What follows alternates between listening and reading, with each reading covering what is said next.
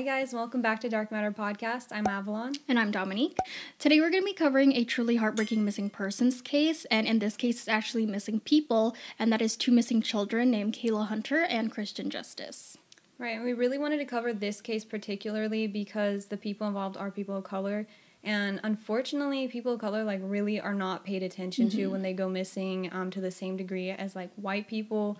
There's been so many instances of this, and just the fact that we couldn't find that many details for this case just goes to show that it didn't really get the coverage that it deserved. Right. It was two young children that went missing, so that's why we really wanted to talk about it. Absolutely, and like she mentioned, we couldn't really find as many details as we usually could because most of the stories that I was able to find were local news stories rather than national stories, which I feel like we mentioned before that's what happens usually to white children. However, these were people of color and they didn't get as many news coverage or attention as we feel like they should have gotten. So, which is why we definitely decided to cover this case. So we're just going to go ahead and jump right in. So on May 24th, 2014, 6-year-old Kaylah Hunter and her half-brother Kristian Justice, who was only 8 months old at the time, disappeared with their mother, 27-year-old Alicia Marie Fox. And at the time of their disappearance, they were living with Alicia's husband in the 1800 block of Ardmore Street in Detroit, Michigan. And one thing that we want to mention too is that she'd only been married to her current husband, Aaron Maurice Justice, for 4 months, and they had only recently moved in with him. We also want to clarify that he was the son of her father, Kristian. However, she had Kaylah with a man from a previous relationship. So Kaylah, Alicia, and Kristian were all seen at a Memorial Day barbecue at their aunt's house on Saturday, May 24th, and people said that everything seemed totally normal when they last saw them. On June 6th, Kaylah's father, as well as her grandparents, were waiting to see her at her kindergarten graduation ceremony. However, when she didn't show, they called Alicia but didn't get any answer.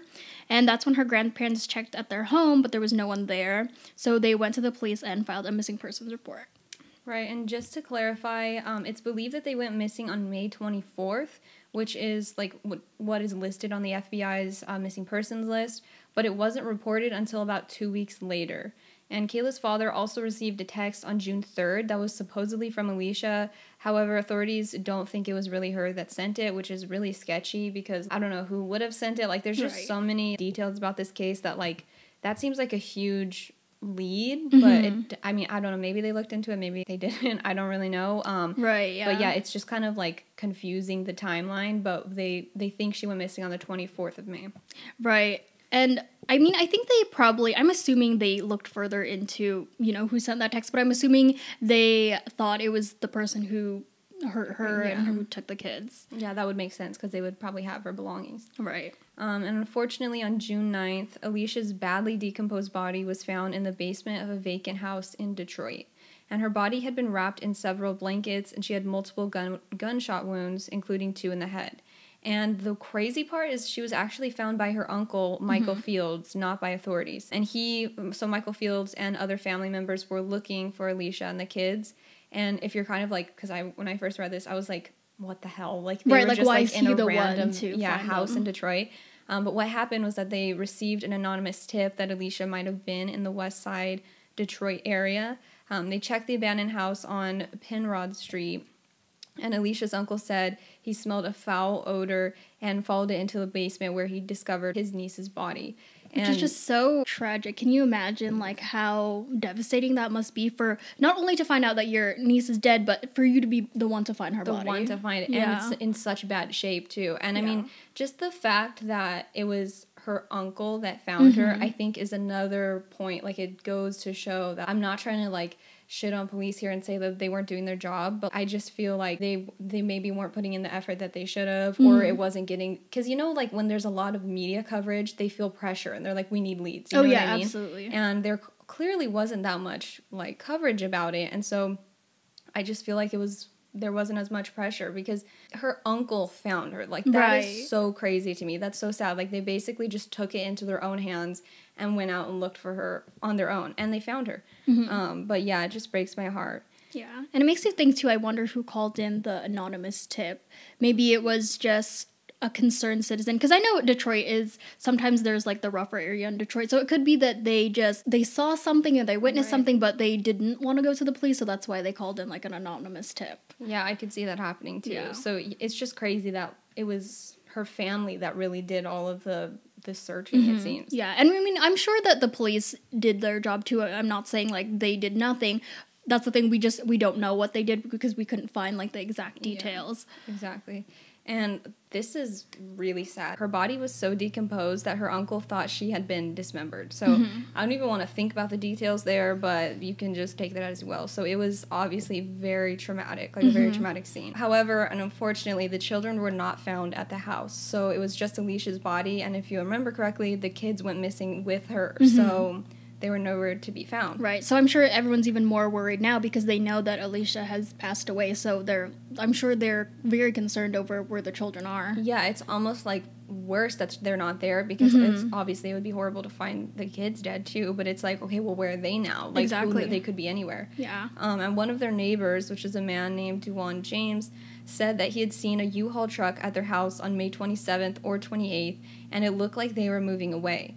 And other people who lived on the street where Alicia's body was found also claimed to have seen a U-Haul truck near the house, and a U-Haul employee even confirmed that one of their trucks was rented by none other than Aaron Justice, which, as you mentioned, was her husband of only 4 months. Right. So, yeah. I mean, even that on its own, like, they were married for 4 months. I feel like that stuck out to me. I'm like, that it's such a new marriage, and then she went missing. It just...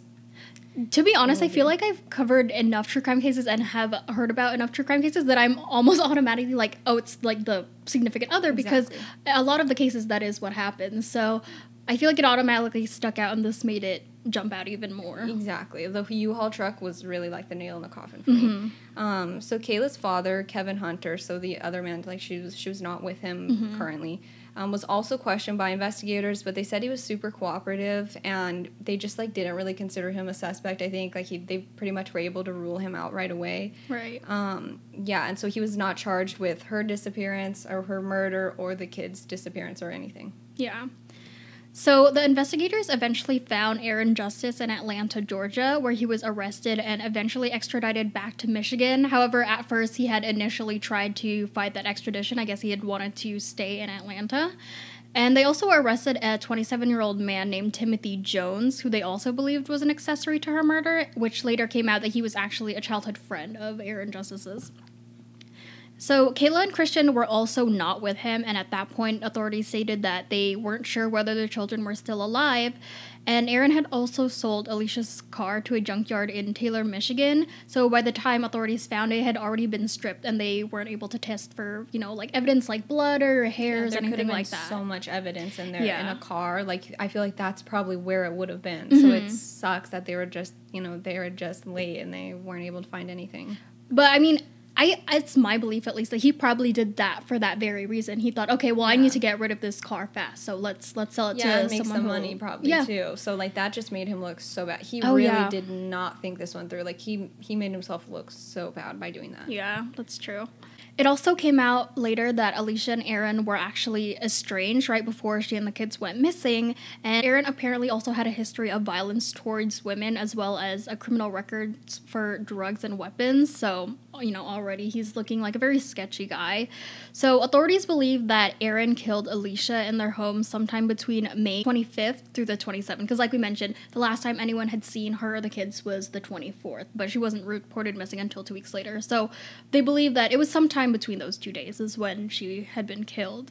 And in the upstairs bedroom, they had found a bullet in the wall as well as blood spatter on the ceiling. Yeah, so again, it's just looking really bad for Aaron. I mean, the fact that they're estranged, again, after only 4 months, it's like, it's all just piling up. Like, it seems so obvious that he was the one that killed her. Right. And the police received a tip that the children might be in Rouge Park, which is the largest park in Detroit. But when authorities and volunteers went to inspect it, they found no sign of them. So we're not really sure who that came from or how somebody confused that. Maybe they just saw some kids and assumed it was them or wanted to check. But that really was a dead end.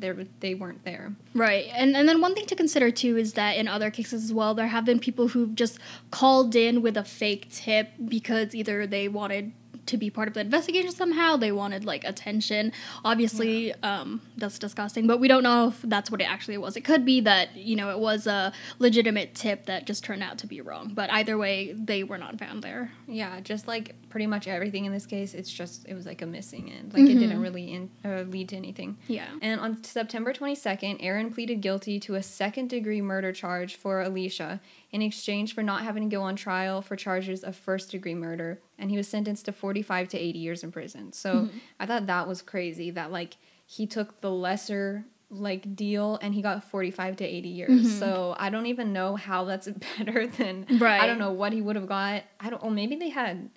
Maybe they have the death penalty in Detroit. I don't know. Yeah, I don't know exactly what the laws are there. I know it's different for each state, but generally, yeah. So if you plead guilty to second degree, that usually saves you from maybe like the life sentence if you're charged, if you go on trial for first degree murder, which is, I'm assuming, why maybe he just wanted to skip out the trial. Yeah, like, but even 45 years, because he was like close to 30, like he's gonna be so old. I don't know. I just thought that was crazy that, like, he got the best deal he could, and it was 45 years at a minimum. Right, but I mean, it's still better than he deserves. Yeah, he deserves every year of it. Yeah. And the other suspect, as you mentioned, his childhood friend, Timothy Jones, pleaded guilty of being an accessory after the fact in Alicia's death.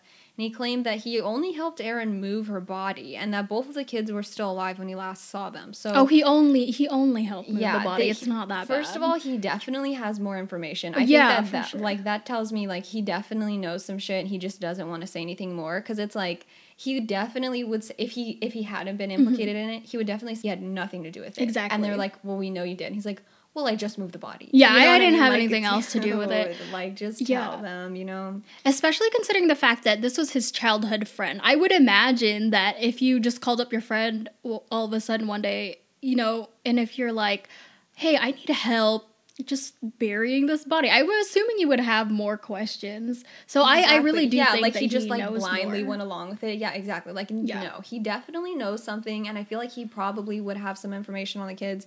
Obviously, Aaron has information on the kids, but there's no way to break him. Like, he's, as we're gonna get into, he's not gonna talk.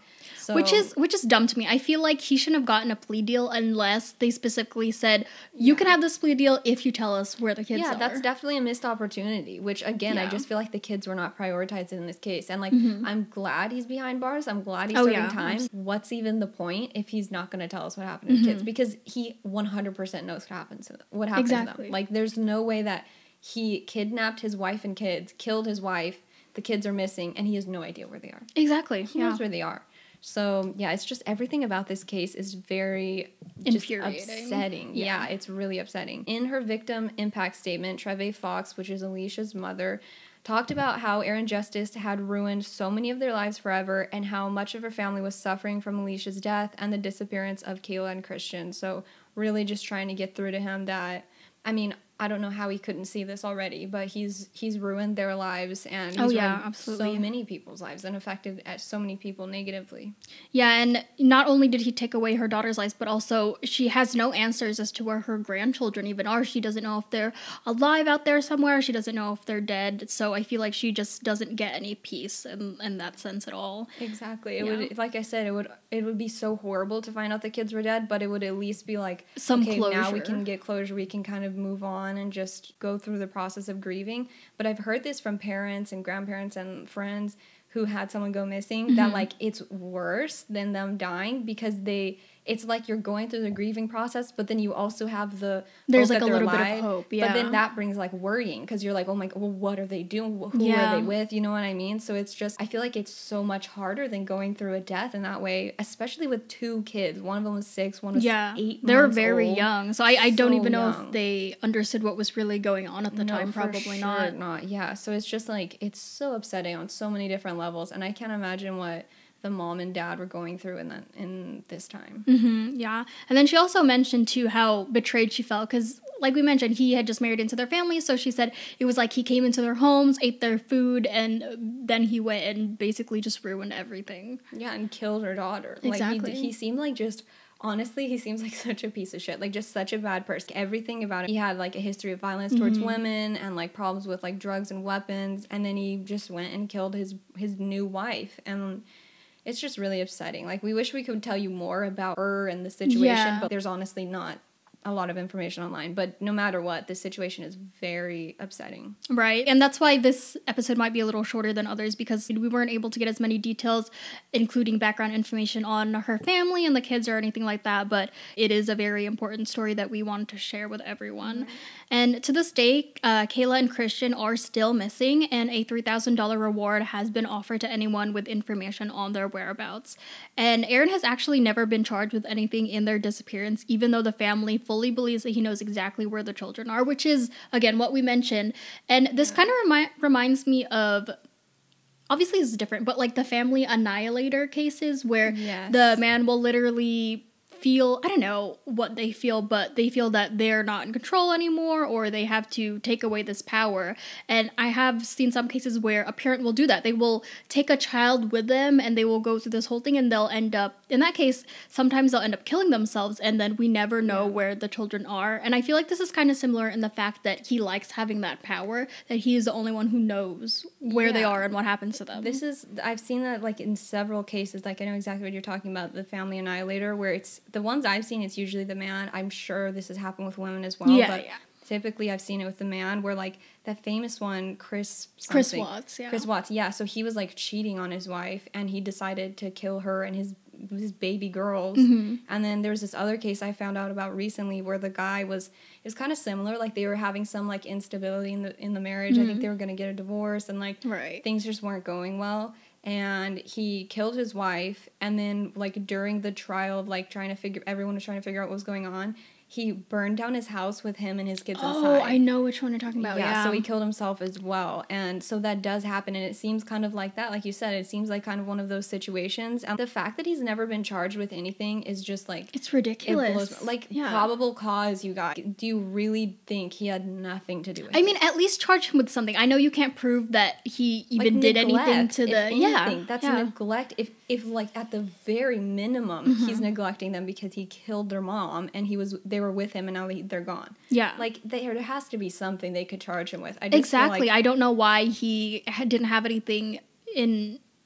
I know he was charged with Alicia's murder, but I don't know why he was never charged with anything relating to the children. Yeah, because I feel like if they charged him with it, I don't know how the legal system works, of course. If they had charged him with something, that would at least put a little bit more pressure on finding them. You know what I mean? But since they almost like accepted that the kids are dead and just were like going to move on, and it's like, dude, that's not good enough. Like, I feel like they kind of they kind of just forgot about them or put them to the wayside. Yeah, because they're like, oh, well, they're 6 years old and 8 months old. There's no way they survive. But it's like, dude, how can you just accept it? Like, that's so horrible to me, and I just wish there was justice for these kids. Yeah, and I mean, that's the thing, we don't know exactly what happened to them. He could have killed them and buried their bodies somewhere. Unfortunately, that does happen. Or it's possible he maybe sold them into human trafficking. As much as we like to pretend that it doesn't exist, unfortunately, it happens a lot. Yeah, it is more common than we think, and sometimes people's families are the ones to sell them into human trafficking. So I mean, to me, it's not that far of a stretch. A guy like this, his past, it's entirely possible that he could have done something like that. Yeah, or he could have just, like, left them somewhere basically to die, and somebody could have picked them up. You know what I mean? Like, they could even be living, like, they could be kidnapped. They could be living with someone and not even know. Oh, that's interesting. So yeah, I didn't think about that. An